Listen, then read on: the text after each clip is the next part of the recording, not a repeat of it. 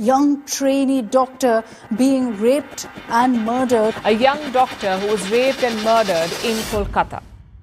Recently Kolkata के RG कर government medical college में एक second year on duty PG student का रात में रेप और मर्डर कर दिया जाता है और अगले दिन उनके माँ बाप को फोन करके ये बताया जाता है कि उनकी बेटी ने सुसाइड कर लिया है। जब उनके माँ बाप हॉस्पिटल पहुंचते हैं तब उन्हें उनकी बेटी के शव को देखने तक नहीं दिया जाता और बहुत मिन्नतों के बाद वो अपनी बेटी के शव को देख पाते हैं। हम जब जाते हैं वहाँ हमको 3 घंटा खड़े रखा और ये हाथ जोड़ती रही, माँ बाप हाथ जोड़ते रहे, हमें एक बार दिखाओ, हमारी बच्ची का मुंह एक बार दिखाओ। ये कोई पहला इंसिडेंट नहीं है जब एक ऑन ड्यूटी डॉक्टर का मर्डर कर दिया गया हो, लेकिन इसे एक डॉक्टर के एंगल से देखना गलत होगा।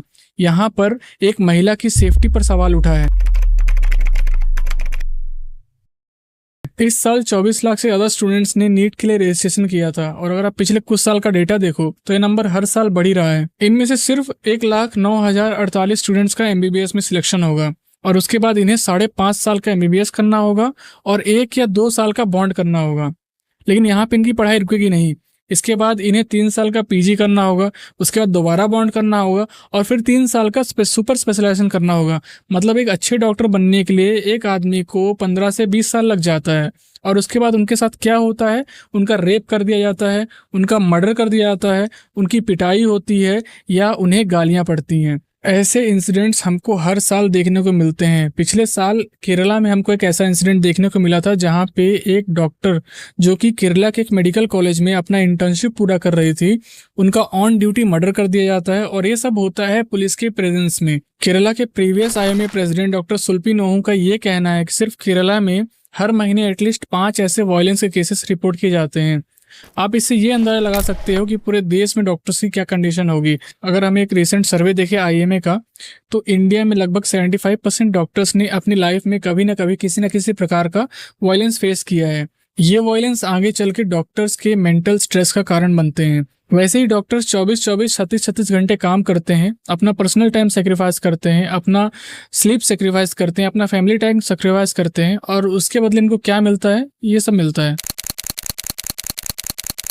वो डॉक्टर भी ऐसे ही अपनी नाइट ड्यूटी पूरी कर रही थी जब उनके साथ ये दुर्घटना घटी। ये दुर्घटना कहीं ना कहीं हमें निर्भया कांड की याद दिलाती है। आज इस दुर्घटना से पूरा देश आक्रोश में है। इससे सिर्फ डॉक्टर कम्युनिटी ही दुखी नहीं है, बल्कि ये एक पूरे देश को शर्मसार कर देने वाली घटना है। हमारी सिर्फ ये डिमांड है कि इस इंसिडेंट से जुड़े जितने भी कल्प्रिट्स हैं उन्हें जल्द से जल्द पकड़ा जाए और उन्हें सख्त से सख्त सजा सुनाई जाए। अगर पहले ही डॉक्टर्स की सुरक्षा पर ध्यान दिया जाता तो शायद आज हमें ये दिन देखना नहीं पड़ता। अगर आप सिर्फ 2014 से लेकर 2019 तक का डाटा देखो तो इंडिया में हर साल 14 से ज़्यादा हॉस्पिटल स्ट्राइक्स हुई हैं। मतलब हर महीने 1 या उससे ज़्यादा स्ट्राइक्स हुई हैं। इन स्ट्राइक्स के जरिए डॉक्टर्स हेल्थ केयर वर्कर्स के प्रोटेक्शन के लिए सेंट्रल लॉस की डिमांड कर रहे थे, हॉस्पिटल में सिक्योरिटी की डिमांड कर रहे थे, पर डॉक्टर्स को सिर्फ आश्वासन ही दिया गया। इंडिया में आज के समय 19 स्टेट्स में हेल्थ केयर वर्कर्स के प्रोटेक्शन के लिए लॉस तो हैं, बट इनका ग्राउंड लेवल पर कोई इम्पैक्ट नजर नहीं आ रहा क्योंकि दोषियों को सजा मिल ही नहीं रही है। अगर हम सिर्फ महाराष्ट्र की बात करें तो यहाँ पे डॉक्टर्स के प्रोटेक्शन के लिए लॉस तो हैं, बट इन लॉस के चलते अभी तक यहाँ सिर्फ 2 कन्विक्शंस हुई हैं, जबकि ये लॉस महाराष्ट्र में 2010 से लागू हैं। तो आप ये अंदाजा लगा सकते हो कि जब कुछ स्टेट्स में ये हाल है तो पूरे देश में डॉक्टर्स की क्या कंडीशन होगी। इन दी एंड मैं आप सभी सिर्फ यही रिक्वेस्ट करूंगा कि जो आज आरजी कर गवर्नमेंट मेडिकल कॉलेज में उस डॉक्टर के साथ हुआ है वो कल को आपकी बेटी के साथ भी हो सकता है, आपकी बहन के साथ भी हो सकता है। तो आज डॉक्टर्स का साथ दीजिए ताकि उस बेटी को इंसाफ मिल सके और डॉक्टर्स के प्रोटेक्शन के लिए कोई ना कोई लॉज लाए जाएं।